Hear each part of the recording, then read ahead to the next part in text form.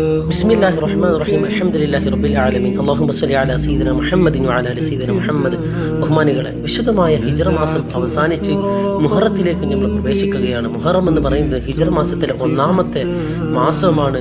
ഈ മാസത്തെക്കുറിച്ച് അല്ലാഹു റസൂൽ സ്വല്ലല്ലാഹു അലൈഹി വസല്ലം തങ്ങൾ പറഞ്ഞത്, മുഹറം മാസത്തിൽ ആരെങ്കിലും ഒരാൾ നോമ്പ് അനുഷ്ഠിച്ചാൽ മറ്റുള്ള മാസത്തെ അപേക്ഷിച്ച് റമദാൻ മാസത്തിൽ കഴിഞ്ഞാൽ പിന്നെ മുഹറം മാസത്തിനൊക്കെയാണ് മുത്തനബി സല്ലല്ലാഹു അലൈഹി വസല്ലം തങ്ങൾ ഏറ്റവും കൂടുതൽ പ്രാധാന്യം കൽപ്പിച്ചിട്ടുള്ളത്.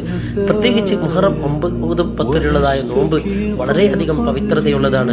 ഈ വീഡിയോയിലൂടെ പറയുന്നത്, മുഹറം മാസത്തിലെ ഒന്നാമത്തെ ദിവസം ബിസ്മില്ലാഹിർ റഹ്മാനിർ റഹീം എന്ന് വലിയൊരുത്തനും ഒറ്റക്ഷരത്തിലായിക്കൊണ്ട് എഴുതിയാൽ അവനക്ക് കിട്ടുന്ന പ്രതിഫലം, അതിൽ വരുന്നതായ സംശയങ്ങൾ, അതിലുള്ളതായ നിയമങ്ങൾ, എങ്ങനെയാണ് എഴുതേണ്ടത് എന്നിവയൊക്കെ വിശദീകരിച്ചുകൊണ്ടാണ് ഈ വീഡിയോ ഇവിടെ ചെയ്യുന്നത്.